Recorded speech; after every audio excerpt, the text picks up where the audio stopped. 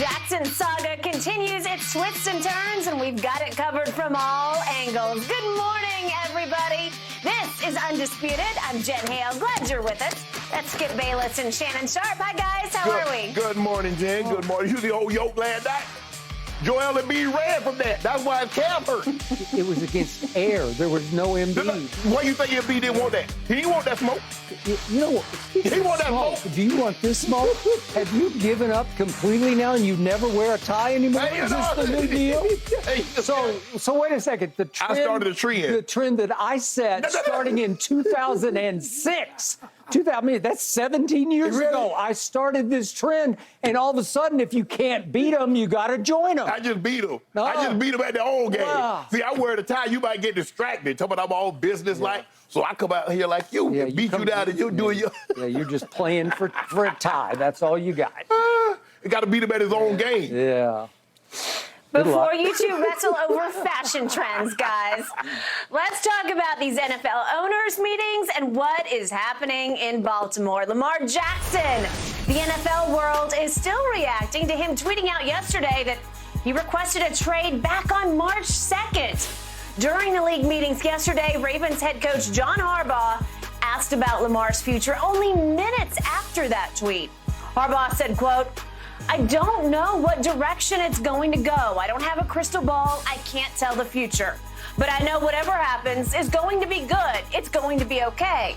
I have my hopes. I love Lamar Jackson." I don't know that Lamar Jackson loves the Ravens, though. Shannon, what happens next here?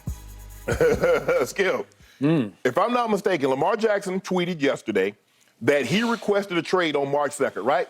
So the Ravens had this information for 3 weeks. And nothing has happened. As I've said before, Lamar Jackson has no leverage. He's never had leverage. And Skip, when we come out here and say that, well, you don't want Lamar to get paid. No, I'm just telling you how free agency in the NFL works. When you have the franchise tag, you cannot be free. Skip, that means you're uninhibited. If I got the tag, how's that free agency? What did Coach Belichick ask yesterday when they asked Coach Belichick, Lamar Jackson's not free? Okay. So he doesn't have any leverage. What does he have leverage to do? Where can he go? They own his rights. So with that being said, well, Lamar can just hold out and do what? He's still not playing football. The Baltimore Ravens are going to field a team in 2023 with or without Lamar Jackson. And in order for Lamar Jackson to play football, the Baltimore Ravens are going to have to say, A, we're willing to give you the compensation that you want. B, trade you and allow someone else to give you the compensation. Other than that, Lamar Jackson's going to be sitting on his couch. Okay, and as you said, if he sits this whole coming year, then the contract will not toll, meaning that they'll just put you right back on the tag the next year. See Le'Veon Bell, who is no longer in the league. Correct. And so now it's like, exactly, Skip, and that's the thing. You want to try to get past these franchise tags. How the players, unbeknownst to me, I guess a lot of guys like, well, I'm never going to be franchise tagged. That's something that I don't have to worry about. But the guys that are, Skip, and it's just a bad way to, because I don't believe it's fair to a player like basketball. Skip, the guy plays 3-4 years, fulfilled his contract. They can't put a tag on him. Basically, the Ravens says, well, if we don't want Lamar, somebody's going to have to give us compensation for him. Well, if you don't want me, just let me go. You shouldn't be able to receive compensation for something that you don't want. And in order to be free, as in free agency like baseball, basketball, Skip, you can't put a tag. I remember when the tag came out, the owners used, well, we want to keep our star players. We want to keep the Elways and the Marinos and the Aikman. Well, pay them. And you can keep them. Okay. You don't think the NBA players wanted to keep a LeBron James or wanted to keep a Kevin Durant? But the guy, when you became free, they had the opportunity to shop their services uninhibited. Not having to worry about their team receiving compensation. Are you saying the NFL system is unfair? It is absolutely unfair. Okay. But Skip, yet the players agreed to it. They voted to. I thought like it was almost you. It was because they were ready to get back and collect their checks. Collect that check, and then they bicker about it. So I can bicker about it from here, Skip. But look, this is where we are, Skip. Lamar Jackson has been in this situation, and the franchise tag has always been unfair because it prohibits a guy from going and get his. Skip, for instance, I should be able to go to the highest bidder. without having to worry about the compensation that the old team's going to get because you didn't want me. You slapped the tag on me because I couldn't go, and then if I did go, you'd get compensation. How about just pay me?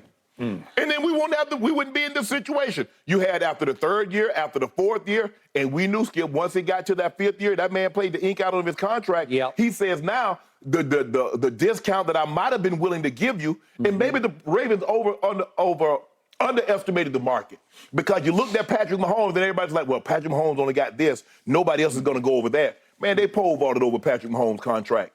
And the Ravens seem surprised that the numbers are now, Skip, about to go north of $50 million on the regular. Yep.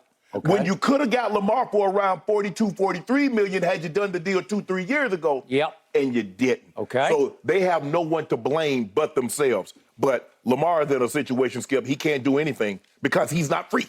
Okay. I'm so with you times 1,000, but I can't change the predicament that Lamar finds himself in. The system is the system. It is the system, and he must play under a system that he ratified. He voted to ratify and accept. Okay, before I unleash on this, allow me to say one more time. Lamar Jackson is available. He's not free, but he is out there for all comers. If you want Lamar freaking Jackson, a former MVP, a gamer, a baller, a leader of the highest magnitude to my eyes, you can go get him for 2 first-round picks and paying the freight, the whatever the market will bear of whatever. You can make a deal with him because right now he has a deal on the table from Baltimore, which he is, again, he's acknowledged this publicly that it's 3 years for $133 million. Well, that's the fully guaranteed, right? That's all guaranteed. That's 3 years, 133. That's $44 million a year. Not bad, but he wants Deshaun, which is 5 years, $230 guaranteed million. So when you said, wait a second, they're $100 million apart. Well, that's why, because we're from 133 all the way to 230. Yeah. So let's call it, let's just round it off at $100 million of guaranteed cash. Yes. That's the impasse. That's the stalemate. That's the predicament in which he finds himself. This is just me. You have to step back from all this and you have to say, wait a second, it's Lamar Jackson. He's there for the taking. Let's do Washington. I know they're up for sale. They're in limbo. They're in transition. They're a wreck of a franchise. You want to make a splash? Just go get him. Give up your next 2. I don't care about your 2 first-round picks. Pay him $220 million. I don't know, somewhere in the ballpark, because he's ready to jump at the first legitimate offer that he gets. Maybe it's not quite Deshaun, but get up in the ballpark. Right. Make it worth his while because he's earned that money, and I believe he will continue to earn it at the highest level. If I'm the Colts and I got the 4th overall pick, I want Lamar. I'm sorry. And then brings me, before I unleash on this, remember, yesterday at the meetings, Robert Kraft volunteers to the media. I got a text from Meek Mill the other day, and he says Lamar wants to be a Patriot, wants to play in Foxborough. And I'm like, why would you volunteer that? Well, he's putting the pressure. He says, that's not my call. It's Bill Belichick's call. But everybody knew that. Okay, but he's putting the pressure back on Belichick because I think Robert Kraft is saying, in effect, between the lines, if I ran the football operation, I'd think seriously about going to get that guy, right? Yeah. Well, Belichick, I doubt it very seriously. Well, because Belichick said Lamar's not free. He's not free. But again, is he available? Yes. Yes. You can acquire him. You could do it right now. Right. You could do it in 5 minutes. If you'll just call up the Ravens. Right. We are going to make an offer. We are going to give you our next 2 first rounds, however you want to do, however that falls out. Right. And then you've got to make a deal with Lamar. Okay? So here's why, back to your point, that probably won't happen. Because Lamar has played the PR game so badly. He's lost the PR game so badly that, to your point, he has no leverage. Right. Okay, quick point. Our friend Jarrett Bell wrote about what happened yesterday to John Harbaugh, which we reacted to on the fly on the show. So John Harbaugh is about to sit down for a half-hour interview. All the coaches were going to get interviewed. They're all available. And right on schedule, the little bombshell drops on Twitter. It was a big bombshell from Lamar about I demanded or requested a trade, blah, blah, blah, all the tweets. And Jarrett Bell wrote in today's USA Today, what a trap. Jackson locked in a contract stalemate with the Ravens and apparently attracting little, if any, interest in the market, decided to put the coach on the spot by dropping the bomb when Harbaugh had no choice but to publicly address the matter in the moment. Well, I love Jarrett Bell.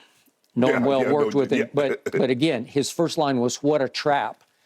No, the trap is for Lamar. He's the one in the trap. He's ensnared in it, okay, correct. This was the first smart move that he made PR-wise because he did put John on something of a spot. And predictably, John handled it just fine. I love Lamar. I love Todd Monken. We got a new coordinator. We're onward and upward. We're full speed ahead. We're in the lab right now. Yeah. Jump on the train, Lamar. We're waiting for you to jump on the train. Well, it's beautiful, and he kind of put the ball right back in Lamar's court. Yes. Okay, now let's look at the bigger picture. What do we have here? Nobody knows the Ravens any better than the man sitting across from me. How are they regarded around the league? They're top-notch, first-rate, top drawer, class of the league, tradition, dignity. They do things the right way, right? When they dig in, okay. I mean, you saw what Ed Reed. I got it. Ed Reed wanted a couple of $100,000. I just said, okay, this is where we'll go. If you can get more than that, you have our blessings. Okay. When Ray Lewis wanted his big money, they say, this is where we'll go. Okay. If you get more than that somewhere, you have our blessings. I hate to say this, I can't even remember those impasses. I can't remember because I know how respected John Harbaugh is. I know how respected Ozzie Newsome is because he's at the top of my list, and you know him as well as anybody. What about, you remember Terrell Suggs? Yes, I do.